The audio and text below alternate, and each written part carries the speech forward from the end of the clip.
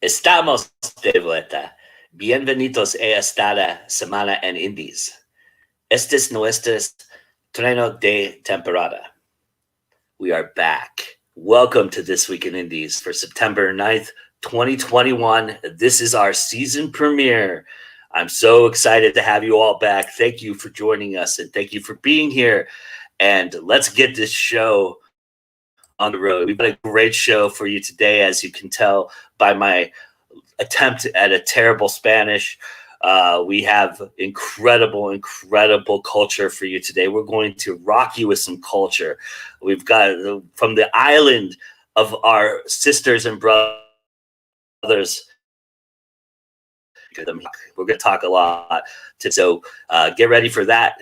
In the meantime, let's introduce you to some Puerto Rican rock right now.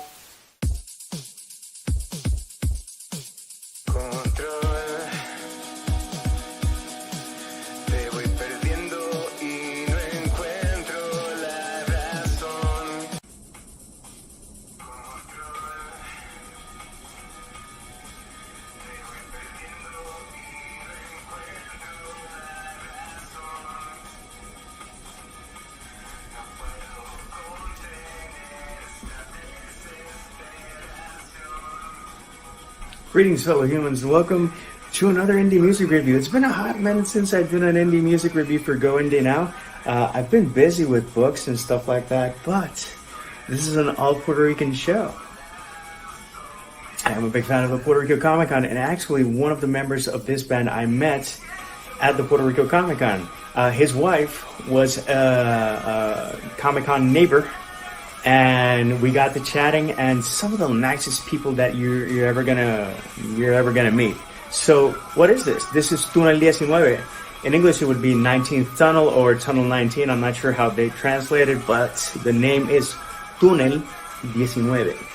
And this song, which has that wonderful stabbing westward feel to it, but more danceable, is called Voces.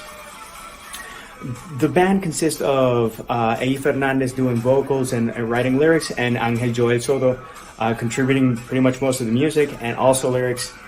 Good collaboration, both really nice guys, both very approachable. If you want to expand your horizons and have something in Spanish that's got a groove and lets you, tell me that you listen to this and you don't want to get stuff done. In fact, that's the second track. This one's called Encerrado Contigo. And it's got it. Makes me feel funky. Again, they've got two tracks out. They're both danceable and wiggable, but they got two flavors to it, and I really dig that. So they're showing me range with the first two tracks. And when I see that and when I hear that, that makes me go like, okay, when's the album or the third single? Because I'm greedy that way. So, by all means, check out these two tracks. If you want to leave them on repeat, I won't blame you. By all means, drop a line. They're both very nice guys. And, you know, if you're cool and you're talented, I will always do my utmost to give my most support. Love these guys. Can't wait to hear the third track, but it's just groovy. So by all means, make your playlist indie now and enjoy this track and this band. Cheers.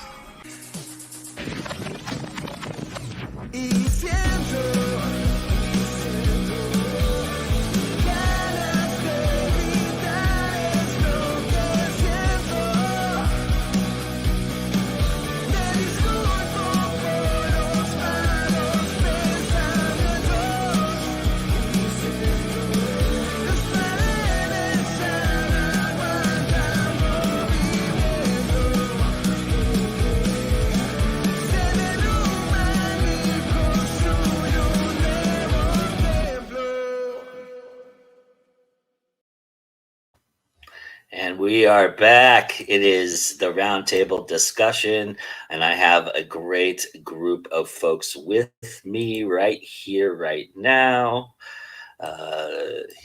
Hopefully, my internet holds up. It looks like I'm a little wonky this morning, but let me get this branding off so you can see everybody. How about that? There they are. Look at these beautiful people.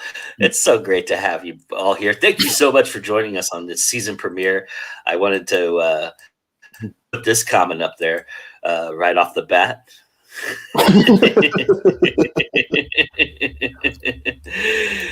Everybody was saying how spicy you were, JD. Nice job. And now I'm here for the bad Spanish and bad dancing. Well, we're happy you're here. I really appreciate it. You'll only hear bad Spanish from me. I assure you, these folks here know what they're doing. I resent the bad dancing. How to properly speak beautifully. I should probably resent the bad Spanish, but probably not. All right. You were well, great, welcome everybody. Joe. Oh, thank you, Marcel. I appreciate that. That's very kind of you to say. I really appreciate that. Welcome everybody. Oh, thank you. Thank you.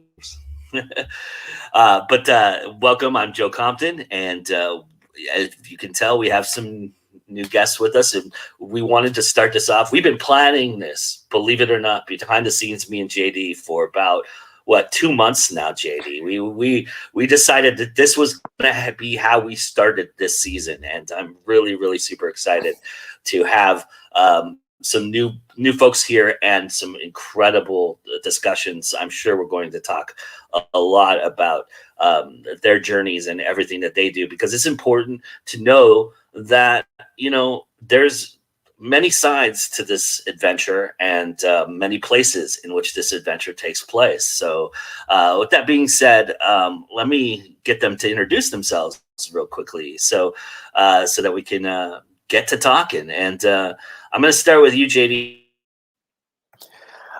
Greetings, fellow humans. I am your furry Double O Bananas banana mug drinking indie author from Puerto Rico. I have 18 books out. I write in poetry, nonfiction, urban fantasy, middle grade. Working on more stuff because why settle? Main thing I do is to have fun. And if you want to follow me on socials, look at that handle and check for it, because if I'm on anywhere, it's going to be that handle. All right. I'm just going to apologize right off the bat. My internet is terrible this morning, so I really apologize, everybody. I may be going in and that's not going to deter from this conversation, I'm sure. All right. David, everybody a little bit about yourself, sir. Hello, my name is David. I'm a first-time author. My first book is Outlanders Malefactor, The First of the Fallen. You can get it in Amazon, and you can find me at DGHG_entertainment Instagram. As I'm muted. Welcome, sir. Thank you so much. Appreciate it. All right. I'm going to mispronounce things a lot here because of the Spanish, so I apologize. I'm gonna Maricel. Did I get close? Yeah, Maricel. You're pretty close. Yes, that's right. Tell everybody about yourself, my friend. So I'm Maricel Jiménez. I write. I have about 4 books out, one of which has already been translated into Spanish, so that would make 5. The Adventures of Pixie Piper. These are 2. Oh, the camera sucks. Okay, there we go. And it's about a girl who discovers she's a fairy and has an adventure. And I also have a short story book out in Spanish. And I just love to write. I've been writing forever, and now I'm working on something completely different. Dystopian. Yay! That's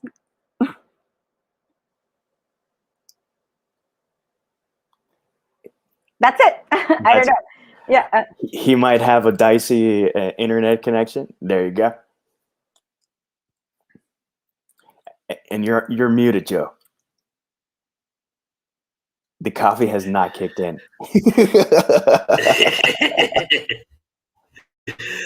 And then we have our fourth joining us right here. There he is. All right. Hello, sir. Welcome. You're just in time. Thank you. Thank you for thanks for your patience. I was a little confused about the timing. Hi, my name is Ángel Isián. I'm from Libro Seikun. We're an indie publishing company in Puerto Rico. I'm also the author of El Cuco Te Va a Comer, which is a horror book collection of horror short stories here in Puerto Rico. And me, along with my partner, we have also published the first horror anthologies of Puerto Rico. So that's what we've been up to. So yeah, it's great to be here. Awesome. Thank you for being here. We appreciate it. It's awesome. Margaret already said, Marciela, that she sees archery in your Insta. How do I reply to her? Yes, I love it. You just did. You just did. You just replied to it. But yes, welcome everybody. If I go in and out, JD, feel free to steer the conversation. I trust you. So, Are you sure? Keep it going for me. I may have to drop in and drop out. I don't know what is going on this morning, but of course it had to be season premiere morning that I have these issues, right? So Murphy's Law. That being said, yeah, right. Our damn technology. So, but welcome everybody. So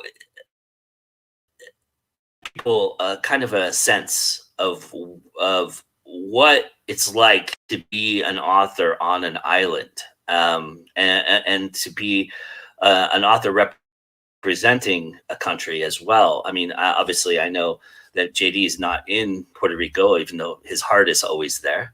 But his body's not there, and I'm not sure where everybody else is, if everybody else is in Puerto Rico or not.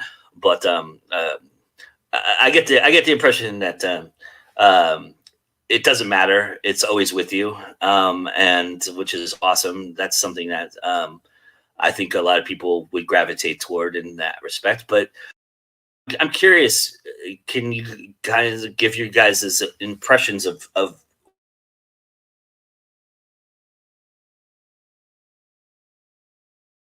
from a lot of people don't have culture?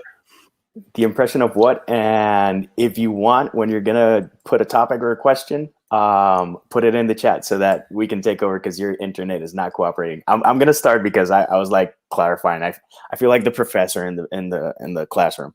In terms of being an author from Puerto Rico, I think each of us is going to have a very different perspective because we write in different genres and because we write in different languages. I mainly write in English, and people have had a lot to say about that. And that's always been quirky because people go like, why do you write in English? And I'm like, because that's the medium that I feel most comfortable with. It doesn't mean that I don't love my island, which I adore. It doesn't mean that I'm not Puerto Rican. Ask me what my favorite coffee is and what my favorite dishes are, and where I surf. It just means that that's the medium that I feel most comfortable with. Thanks to Ángel, I've actually been able to write more in Spanish and have gotten momentum to write in Spanish. But I have a lot of people questioning why I write in English, and I go like, I don't know why that's an issue. And the second thing is that people say, oh, so you're going to write something own voices. And I'm like, no, I'm writing urban fantasy, and I'm writing poetry, and I'm writing nonfiction. They go like, but why don't you write about this? And I'm like, because I haven't gotten to that yet. And at least that's my experience. It's a bit peculiar. But then when people get to know me and what I do and how I do and why I do the things that I do in the way that I do it, either they stay or they go. A lot of people stay, and I'm happy about that.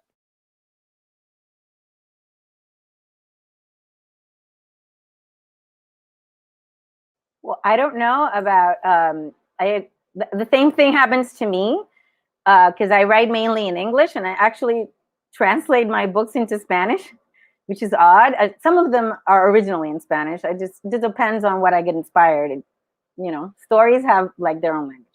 So I get the same thing. People ask me, why do you write in English? And I'm like, because it flows in English. What the hell? I don't know.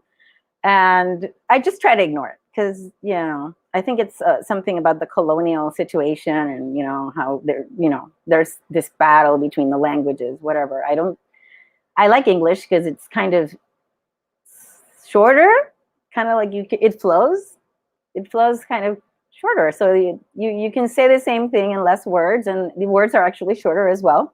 So you kind of read faster. I don't know. Well, for me, I think that it's an interesting situation. I'm actually an English teacher, so I actually get the reverse question: why do I write in Spanish? And I write in both languages, to be honest. But for me, it's kind of like the other way around, which is interesting because I actually originally started writing in English, and I think it has to do with this experience as a colonized country where we're constantly flowing back and forth between our home country, which is Puerto Rico, and the U.S. mainland. Those of us that go through that experience as children or young adults, there's a problem of, there's always that question of identity. You're trying to adapt to your surroundings and make sure that you fit in. But at the same time, you're trying to defend fiercely what makes you you, and a lot of what makes you you is your culture and where you come from. And so we're in that constant, tug of war of assimilation versus cultural authenticity. But I've come back and forth between the states. I actually just came back to Puerto Rico because I just love living here and being here. I feel like all the times that I've ever lived in the main U.S. mainland, it's always been because of some situation or another that I've kind of had to been forced to move. Yeah, it's an interesting situation there. I really like to represent my culture through what I write and just kind of stick with my with what I know and what I'm familiar with. And I think that also makes it sort of unique, especially coming from the horror genre, which isn't it's not widely written in Puerto Rico. So yeah, it gives it a completely different perspective writing from my cultural knowledge.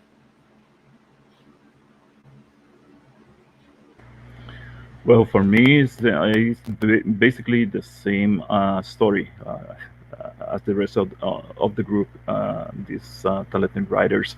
And they asked me why English. Well, for me, it's easier to, like Marisol said, is a language that is more fluent.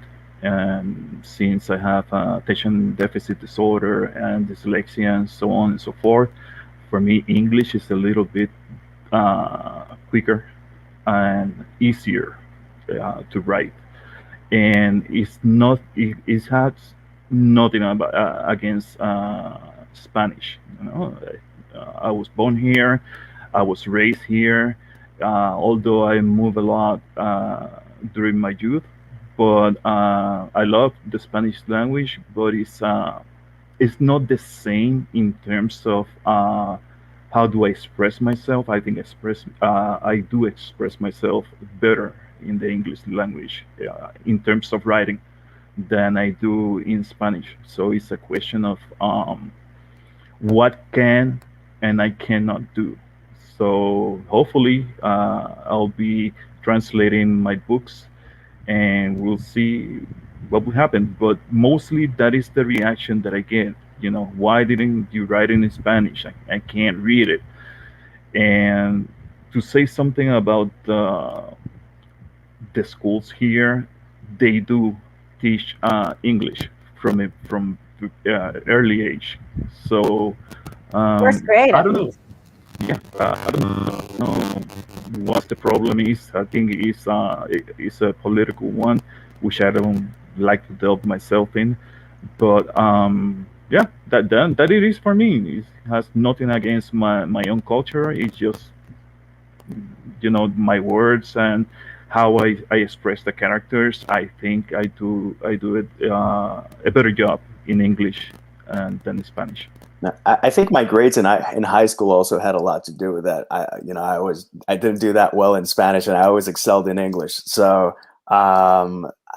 for me, it's also a matter of what language I feel more confident in. And I do feel a lot more confident in English, which is a weird thing.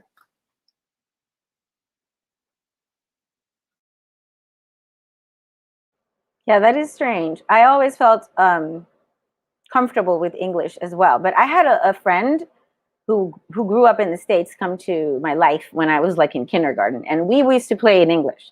So English is like a native language to me. So like I can seriously switch between English and Spanish and think in both languages, and they're equally native. So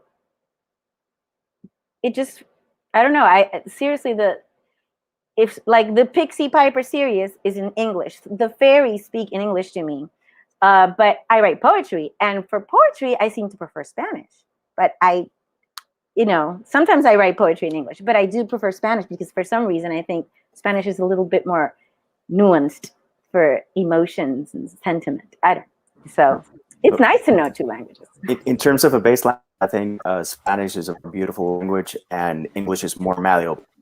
You can screw around with words in English a lot more than in Spanish. In Spanish, if you screw around with words, regionalisms and where you come from has got to work into it a lot. So if you're writing something from a Puerto Rican perspective, someone from Colombia, Argentina, Peru, Nicaragua, a lot of places are going to go like, what the hell is he saying? Whereas if you do it in English, people from across the globe are probably going to get it. I think I'm kind of on the same boat as Maricel. Like I can go back and forth between both languages. The reason that I actually started writing in Spanish rather than English was because when I got to high school, I had some really, really good Spanish teachers, and I had great English teachers as well. But I used to write only in English. I would speak almost exclusively English with my sister because I lived in I moved to Connecticut when I was about 5 or 6 years old, and then I came back when I was like 10 or 11. By the time I came back, I was almost forgetting my Spanish. But then when I got to high school, I got some really good Spanish teachers that really helped me hone in and taught me how to love how to write in the language, and I really got a flow for it. And I felt like I eventually became better at writing in Spanish than English. But I can do both, and I'm doing a lot of translation work right now. But I don't know. I guess it's right now my language preference is Spanish, but I can definitely write in English. And actually, it's funny enough, I'm teaching a writing class in the high school that I work in, so it's it's always like weird that juxtaposition. All right. Well, while my internet connection is a little stable, I'm going to throw this question out there. I think you all saw it. Margaret had a great question. And so, do you ever feel like the island is a small pond and easier to succeed in versus the U.S. market being the big pond, or does tech equalize that? Okay, so I'm going to get the heads up on this one. In my case, I was able to acquire a distributor locally, and that was amazing for me. Okay, so in terms of as a Puerto Rican author, I think that you might actually have a better chance expanding from local to the U.S. Like if you compare my sales on Amazon, well, that sucks, they're not that great, no matter how much ads I spend or anything, but I'm competing with the entire world. It's ridiculous. So I think that, and if you're in person, like in a scenario like the Comic-Con, which is like, I think where a lot of us met, then it's really a lot better. Even with the English barrier that sometimes happens, in my case, as I write for kids, the parents are like, but it's in English, and my kid doesn't dominate English yet, and I'm like, well, that's how they're gonna learn it, and the kids are like, yes, I want it. But translating it into Spanish has produced more sales locally, of course. So I think yes, in a way it helps. Yes, we are. So I think it's not. I don't think it's. I think you could probably make the case for most states. Like it probably might be easier for most writers to feel like they're successful in the area where they're working at. When they're trying to compare, what's going on a nation level or a worldwide level, because it's just so much to compete with. In my case, obviously, I've started publishing in Spanish, and I haven't really gotten into the world of English publishing, even though I'm translating right now. working towards that goal. So for me, obviously, the local market is where it's at. But I'm gonna be trying to see how it goes with a broader audience and writing in English and all that stuff. So we'll see. For me, it's still like to be determined. But I do think that tech is a little bit of an equalizer, but there's a lot to get around, and it's always more complicated than just saying, well, what's easier,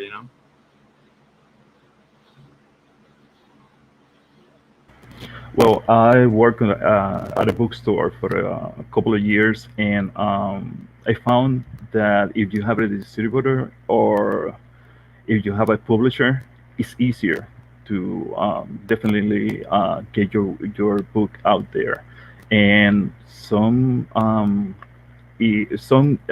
people that own the stores, store owners, they communicate with other store owners, and that's a very good way to get your book across. Speaking of here in Puerto Rico, across in other stores in other areas. So if you have a publisher or a distributor, God bless you. If not, well, you have to swim around Amazon to see who buys your book. That's my experience. For me, tech has definitely been the equalizer. I'm apparently very adept at finding gatekeepers and not being able to get past them. And when you're in a real life event like the Puerto Rico Comic Con versus here stateside, I did the Atlanta Comic Con and I did the Puerto Rico Comic Con in the same year. A couple things. First off, Puerto Rico Comic Con, I had done it for a couple of years. I had basically 2019 was the last time I went. I had the best year I ever had in terms of sales. And then I had the Atlanta Comic Con, and that was a reality check in terms of a lot of things. There is a lot more competition stateside at events. So you have to be very careful and you have to be very precise on where you're going to make an event. Tech is the thing that has equalized for me because a lot of my sales come from people connecting with me because they saw me in a live panel, because they saw a weird tweet, because they saw something on Facebook, because they saw something on YouTube, because they saw something on Google Plus, rest in peace, or because they saw me doing something silly on Instagram like Double O Bananas. And actually, a lot of people have connected with my work from Puerto Rico for two reasons. First off, which I'm really fond of, if you can read here, cheers, Mama Estrada. She's always looking for me. I always post stuff as a tribute to Mom. And a lot of people in Puerto Rico, responded to that. And they were like, who's this kid who's, still toasting to his mom? And they see what I've been doing and how long I've been doing and all the ways that I do it and try to give a positive spin to that. And they connect to that and they go like, okay, so let me check out his nonfiction, his poetry, his urban fantasy, something, poor kid. And then the other thing is that connecting through Tazas y Portadas and doing live shows there and on other stuff, people from the island are starting to get to know me. And I've been at this since 2014 was my first event, and now is that I'm not breaking through. It's not like, oh, I'm selling droves, but people go like, oh, I know that kid. So definitely tech has been my solution and is the way that I'm going to keep connecting to people. You got your social media skills happening, JD. Yeah, you're always doing good content. So that makes sense to me. I'm terrible at that. For me, if you're not having fun, you're not doing it right. Some people go like, I don't do that. I'm like, sometimes you're not going to get a sale in a month. Screw it. Are you having fun? And I'm always focusing on having fun. Awesome. I'm curious, growing up in Puerto Rico and experiencing what you've experienced, because there's different parts of Puerto Rico and different things that go on there, and probably some things that are foreign to us that we've never experienced. And they always say, write what you know, right? So I'm kind of curious how the island has influenced you as a writer. Do you use a lot of themes? Are themes? I think our themes From and how do you into your writing is about? something about themes of the island and how it's influenced us. The internet is not doing you a solid, brother. I'm not I going to be know. the first Sorry. one to answer. I'll just clarify. I'll go ahead. Yeah, it definitely has. Originally, it didn't. Like, I remember when I was younger and I was writing, I was actually trying to steer away as much as possible from what I knew, because I felt at a certain point in my life that I didn't really connect too much to the island. And as I grew, my connection to the island grew with me. But now, it definitely has. Particularly now that I've been writing horror, like I also like writing fantasy, but I haven't really published anything in that area yet. When I write fantasy, I tend to stick more through just world building. But as I've grown a larger appreciation of my culture, where I come from, the island itself, its people, the customs here, I realized that there's a lot of things that are very unique about the island that I feel really would resonate in whatever I write. And so I've been adapting more of what I've seen and known into what I write.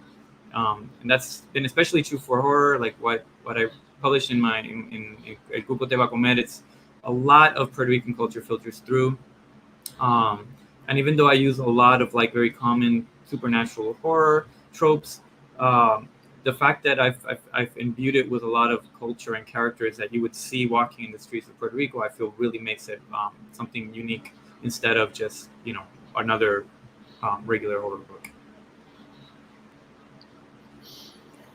In terms of culture for me, there's a term in Spanish, insularismo, meaning insularism, that feeling you get from living on an island, that you're separated from the rest of the world, and you kind of pine to see more of the world and stuff like that, or at least that's been my experience.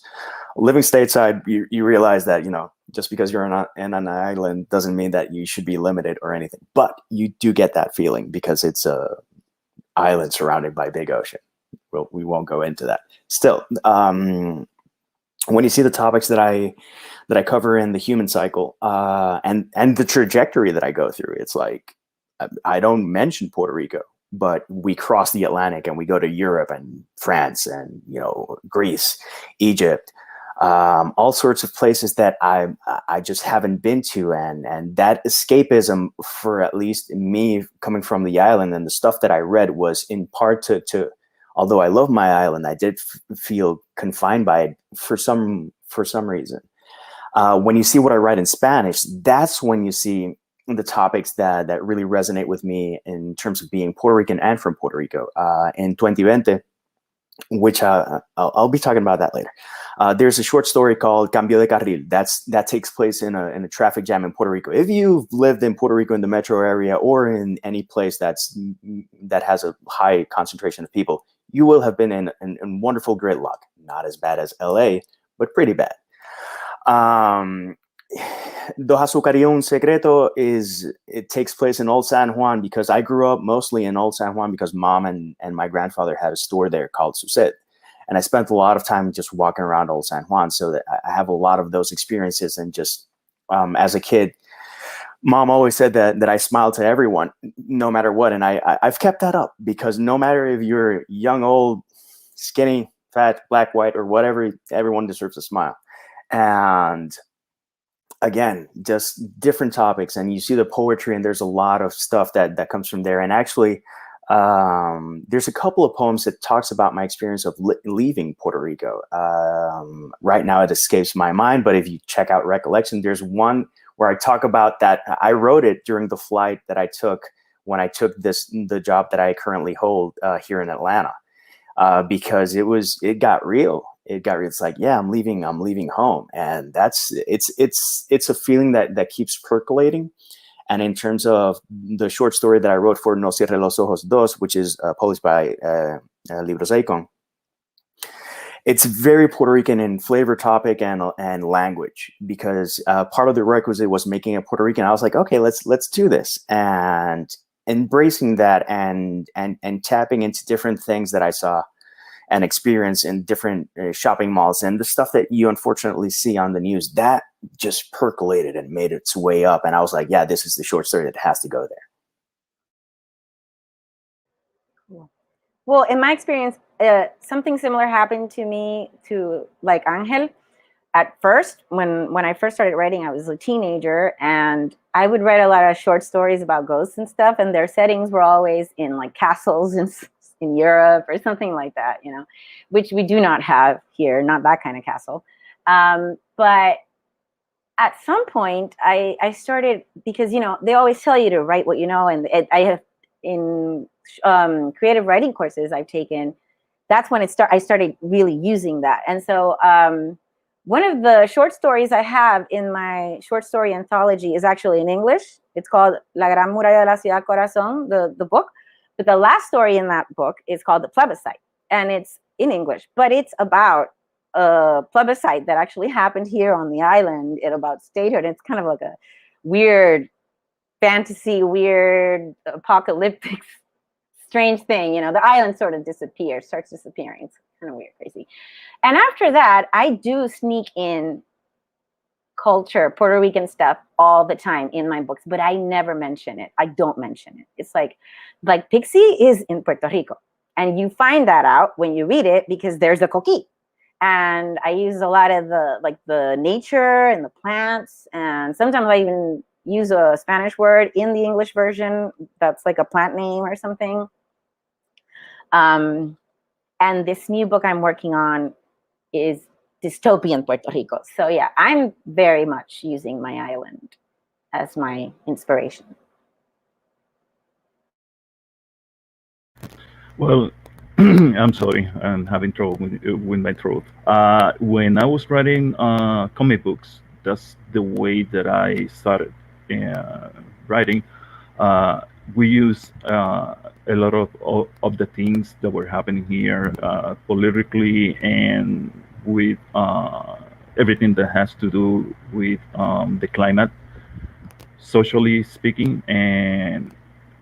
But when I translated my writing skills into a book, that took like a backseat. But I think there are existential questions that no matter what part of the world you are, that you have to ask yourself, who am I? Why are we here? What is the meaning of it all? What is my greater purpose, and so on and so forth. And I like that. I like the universe. The I can't find the word for the life of me, but I like that the way that I'm writing right now is not necessarily related to the Puerto Rican culture, but it's embedded into it. It's not hitting you over the head with it. It does mention it at some point, and if you have lived in Puerto Rico or you know about the culture, you will notice it.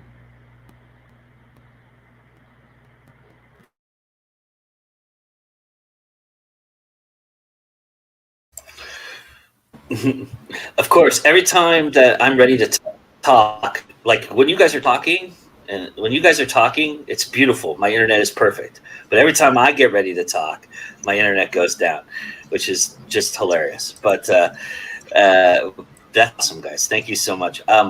There's another question in here that I wanted to throw out to the three of you guys. JD can answer this as well, but because he has other ties than just Mama Estrada, but Mama Estrada is a big tie for him. But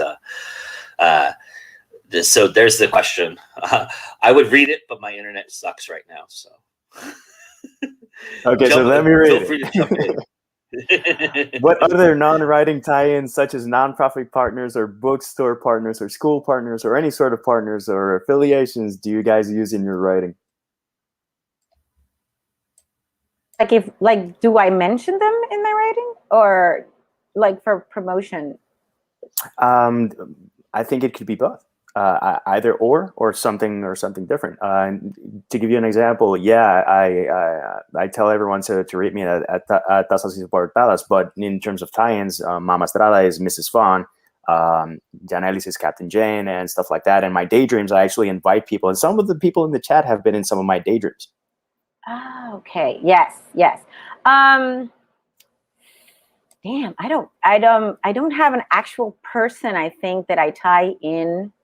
I do I do put little details of people that are close to me in characters, but I kind of spread them around.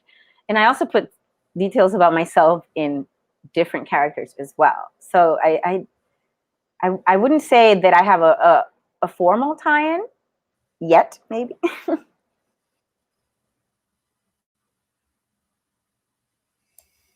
In my case, as far as promotions and events, um, I think I work closely with a lot of the smaller local bookstores, as many as I can. Puerto Rico's a small island, so if you're in the book business, you know everybody, or you're likely to get to know everybody if you stick around long enough. So yeah, JD has always been somebody that I work a lot with since we've met. He's been an amazing friend and colleague as we've gone through this journey. So we often always are tipping each other on things that are going on that we want to participate in. So I mean, we're always working together. I've worked with Tazas Importadas, which a lot of the writers here also work with, and Libro 787. So a lot of the local bookstores we've been working with a lot. I'm not like that doesn't really translate into my writing per se, but when I think of people that might inspire a character, I mean, there's always lots, but I won't get into that because I don't write about anyone.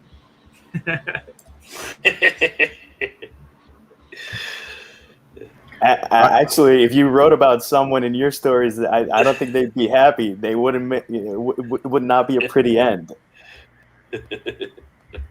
I write about a lot of people in my books, but I don't mention them by name. But there's the couple of quirks, and there's the things that they do.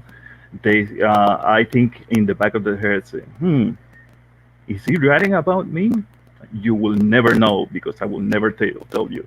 As far as getting involved in stuff like reaching out like that, I usually do mention what not to do in book writing and in distributing and everything that has hindered my path.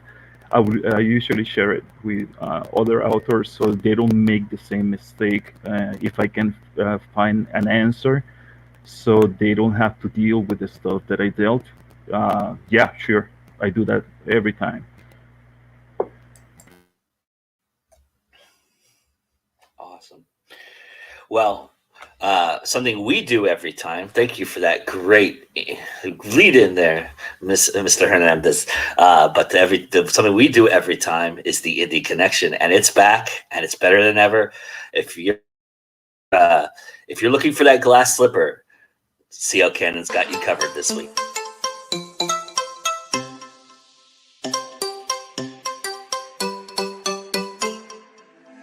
Hey guys, C.O. Cannon here from Fiction Atlas Press, bring you another Indie Connection. We're back, and this week I'm going to be telling you about some indie books that you might enjoy if you're a fan of Elizabeth Lim's Six Crimson Cranes.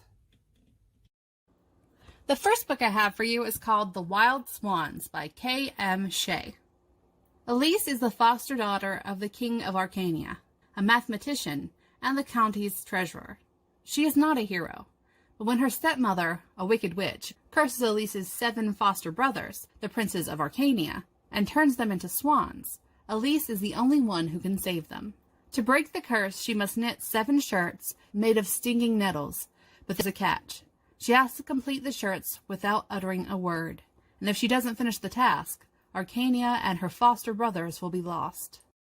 The second book I have for you is called The Girl of Dorchawood by Kristen Ward. Treacherous, evil, dark. Dorchawood is all of these things, and none of them. The people of Felmore talk of Dorchawood in whispers, if they speak of it at all. There is a danger in the dark forest. Monstrous things, remnants of the ALC, lurk in the shadows, hunting the unwary should one be careless enough to cross those borders.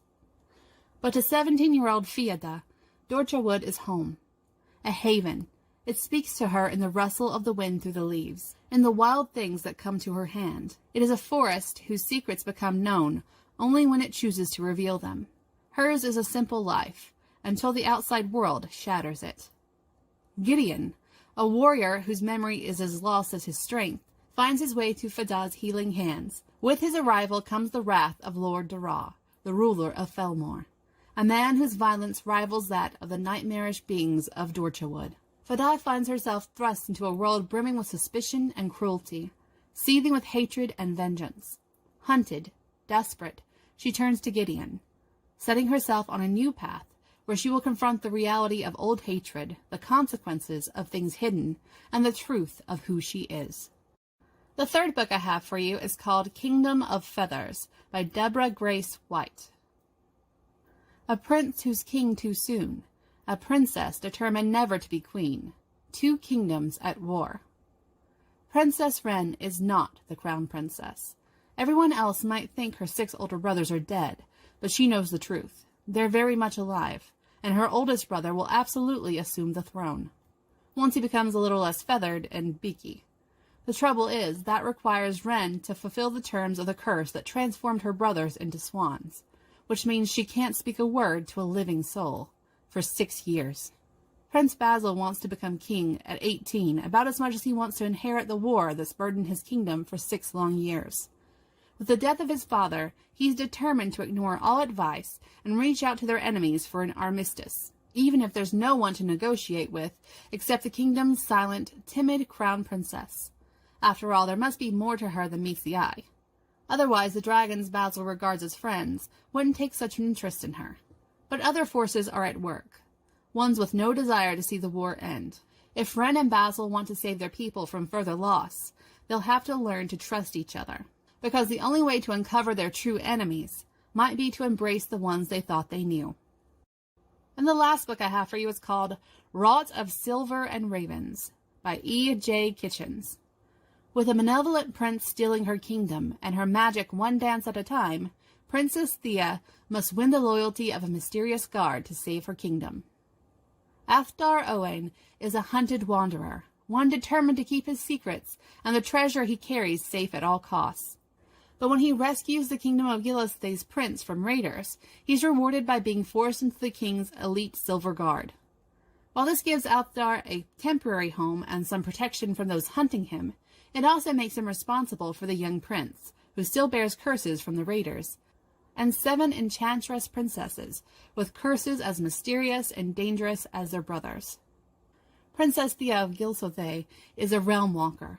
Betrayed by a trusted guard, her rare gift of enchantment is used to curse her brother and trap herself and her 6 sisters into a nightly dance with dragons in a secret realm.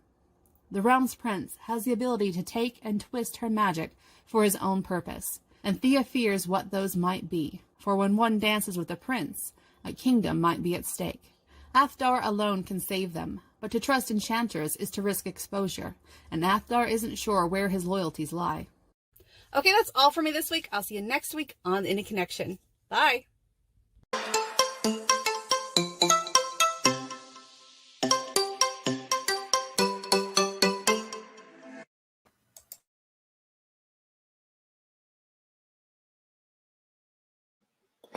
And we're back. And for me, then I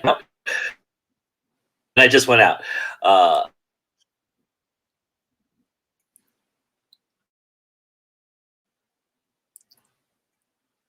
It's like, are we going to talk or we're not going to talk? All right. Puerto Rican writers. I'm actually inspired by the writers in this panel, very much so.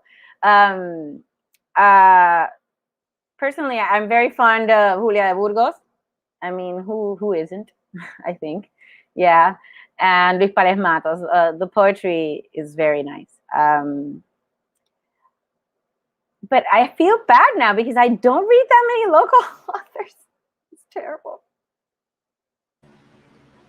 For me, some of the current writers that I really look up to, besides my fellow writers here in this panel, I love what JD and Maricel doing. You know, I always follow everything that they do because I admire their work and their work ethic and the way that they have pushed Puerto Rican literature in different directions that they weren't being pushed, right? So that's always something that I admire.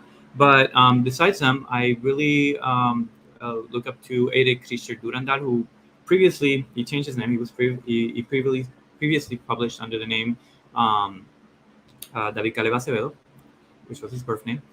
I love his El Orenauta, Cielos Negros, The Songbird. Those are some of the books that I really like from him. I love Ana Maria Fuster, who was also included in the horror anthologies. Before we came along, she had already been publishing Gothic literature for years. So she's kind of like one of those pioneers in dark literature in Puerto Rico, and I love her work as well. Mayra Santos Febres is one of our biggest publishers, right? One of our most published authors currently, and obviously Yolanda Arroyo Pizarro, who pushes a lot of LGBT and Afro-feminist novels. So for me, those are some of the ones that I'd most look up to as far as their work. And I obviously love Julia de Burgos. She's my favorite Puerto Rican poet, as well as Pales Matos. But I think those would be the ones that I'm like, oh yeah, these are the people that I look to most of the time. For me as well, Julia de Burgos and Luis Pales Matos, but there's an Aguadilla writer. His name is Vicente Jambo. That he has written a lot of books, and he's amazing. He's fantastic in terms of describing the cultural area of Aguadilla, and he's a great storyteller, and I love him. I don't think he has passed, but his books are really, really hard to find. So if you come across one of them, I encourage you to pick them up and give them a read. And of course, my talented fellow panelists here who have done magnificent things in terms of book writing, and I applaud you. In terms of me, I'm going to echo a lot of the sentiments. Everyone on this panel, I have their books. I have read them for years. Even our honorary Joe, we're gonna make your Puerto Rican honorary title. All of you guys bring something different to the table, and I've read you at different points of my life. Maricel, her first book, I read it in a very tense day, and it was able to help me pass through a very tense day, and I read it in one go. So that, how often do you read a book in one go? In terms of David, I've done reviews. I did an interview this week, and I've mentioned his work. I've never read something like his book in terms of what Ángel is doing with Libros Icon and with El Cuco. That invitation to write Puerto Rican horror opened up a new door for me, and you're not going to know how special that is to me. Just know that I love writing, and that a lot of Spanish writing is gonna come through. Obviously, Julia de Burgos is high up there because in terms of poetry, she's the one that's been promoted the most. And if you ask anyone with Puerto Rican heritage, that's a name that's gonna resonate at some point. It's like Roberto Clemente. It's names that you just can't escape because they offered so much, and the good name to put the name of Puerto Rico in such good standing. In terms of local authors, I've read, thanks to Tazas y Portadas, I've read so many local authors in the last year and a half that it's been very special. From, okay, who am I read? Ricardo Martí, Sonia Seda, Sara Rubí.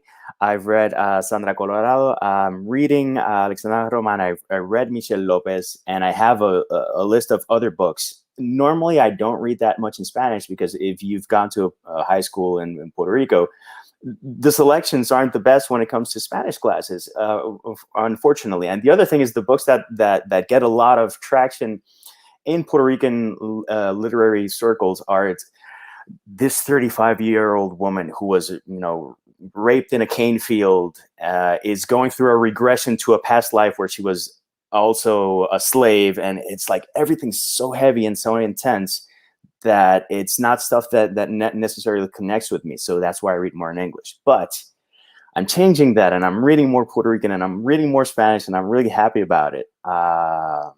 And I see like a boom in the last year and change. I've seen a boom in a lot of independent authors being on the news, whether it's in a newspaper or on a channel or something. And I don't know, I'm just excited to read some more Spanish.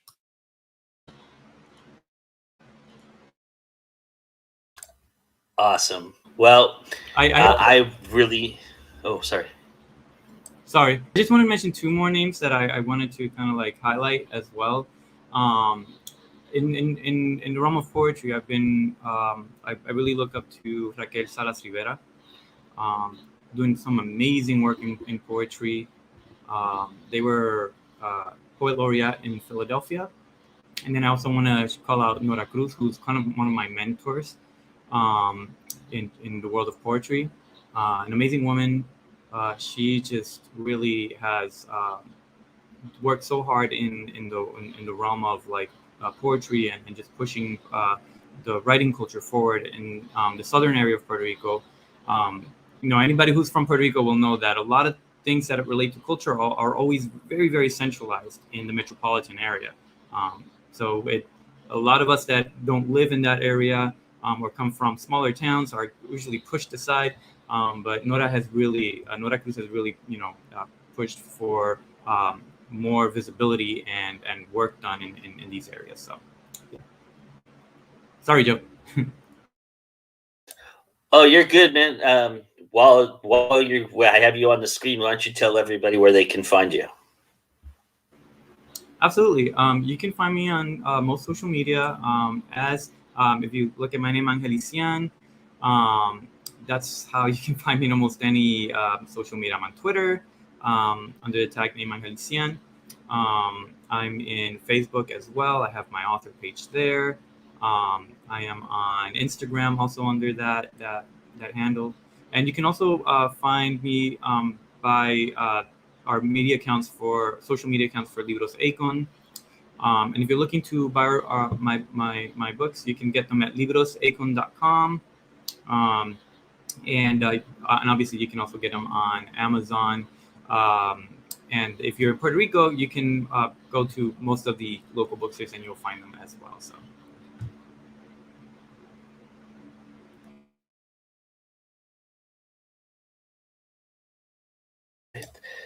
Marcial, where can people find you?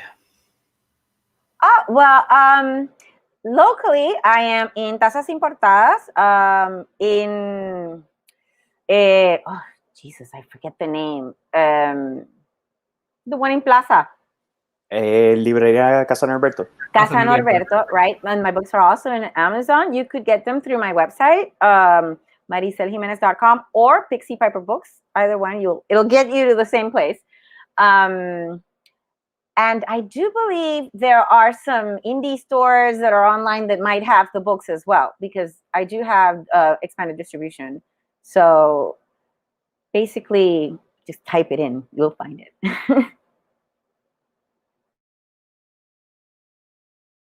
I put Taz's website on in the chat for everybody. All right, David, where can they find you, sir? I'm at Facebook on DGHG Books, and also in Instagram, DGHG_entertainment. And you can find my books at Amazon. It's both in digital and in hard copy.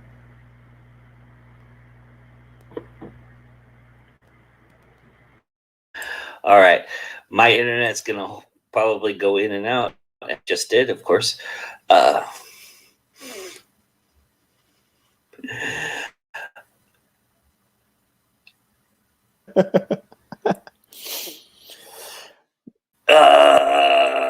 You son of a gun! Every time I talk,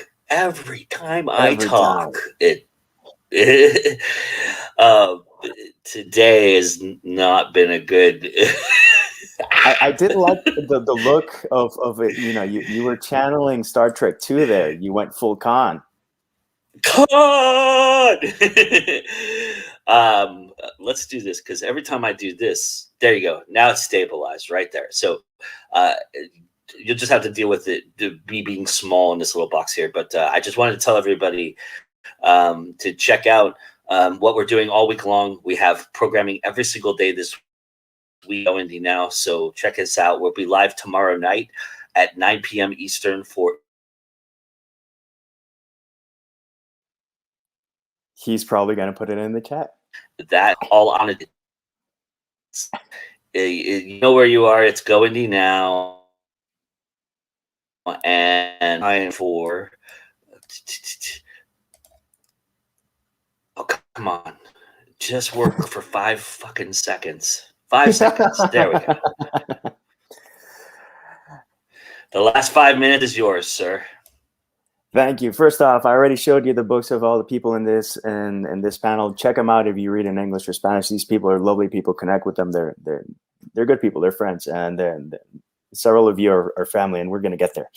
Second off, thank you to everyone who has bought and read and reviewed Rhymes from the Wicked Nursery. I've been surprised by the success for it.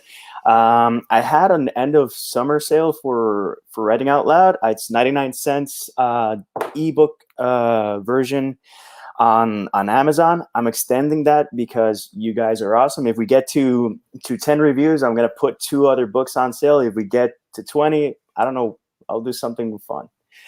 For now, I do want to give a shout out to Gente del Encanto because I am encantado. This is not a paid sponsorship. This is people are doing stuff to support Puerto Rican creators of all types. Shout out to Glo, which is obviously Glo is a very good friend, and she's an artist from Puerto Rico. I share her stuff all the time, so you can check her out there. And I'll read you some rhymes because why not? This is the first time I read the rhymes from the Wicked Nursery and in public. So if I mess up, it just means that I'm nervous. This one's called Angry Andy. Angry Andy wants his candy pool to beef and porridge. Mischief always comes in handy when sweets he goes to forage. Give me treacle and chocolate. Give me sherbets and sweets. Give me fudge or earn my grudge and keep your chicken beats. I hope you choke, he told his mom, for taking his sweets and gum. He crossed his arms and called her scum, cursing her, biting his thumb. His mother did not have a clue of what she could well do. She tried to bargain, tried to trade, but Andy would not move. Then late at night, he did devise a scheme quite smart and shrewd. He checked it tall, then checked it twice, and sneaked to a stash he'd viewed. Jackpot, eureka, who needs paprika? Oh, how he relished his victory at him having solved the mystery of where they had stored all the lollies. Now he fed and gorged all jolly. He ate and stuffed and fed and chewed his mouth of sweets instead of food, but all it took was just 1 mint to shut him up and end his stint. So in the morning when they rose, the parents did scream and wail, for Angry Andy eyes hadn't closed and lay there dead as a doornail. This one's called Blindfold. Threefold the blindfold to make sure he can't see. Behold the manhole he'll find through reverie. Down he went for splash he did, and for crash and wham when he, more than a dent he had in his vestige, and plenty of blood did we see. For all you Slytherins, in case you're still a fan of Harry Potter, won't you please slither hither? I promise I won't bite. My fangs don't carry venom, though do not doubt my might. I'm often called the hugger, I'm never called the king. I might just have some dinner if I can slip you in my ring. Nightcap. This one's one of my favorites. 10 o'clock, it's time to stop the labors of this day. It's time to close the busy shop and tend to Mrs. May. I'll steel myself towards the back where patrons cannot go. I'll marvel at what I used to lack, which now I can bestow. I giveth youth, I giveth beauty, permanence and sculpture. It is the truth, this is my duty, I yield my time to rapture. I see the skin that is still tight, preserved forever truly. I found the smile beyond her fright from drinking cognac coolly. A few little drops of magic, some doses I did exceed, but though her loss was tragic, my muse her death did free. I choose the perfect set of clothes, till nothing would I change. Now as I ponder on her pose, her limbs I then arrange. I take the draught that gave her death and serve myself a dose. It tickles on my tongue and breath, but nothing as morose. I down the drink to do the deed, my loins have caught on fire. Now only one thing can proceed to quench my dark desire. If you've ever seen Last Dance with Mary Jane by Tom Petty, it's inspired by that. And I won't read more because I want you to read it. And I'll leave it at this, and to say thank you to everyone who's reviewed all my books to support. And although I always say cheers Mama Estrada and will always say cheers Mama Estrada, today is cheers Papa Estrada, because today would have been Dad's birthday. So cheers Papa.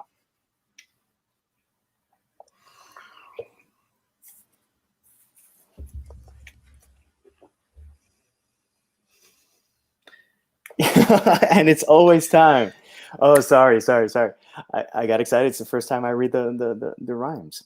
People, first off, you have to take that subscribe button. You have to look at it. You have to romance it. Massage it. Touch it. Click it. Smash it. Do whatever you do, but subscribe to this channel. And remember, it's always time to go indie now. And with that, we say goodbye, everybody. Have a great day, great week. We'll see you.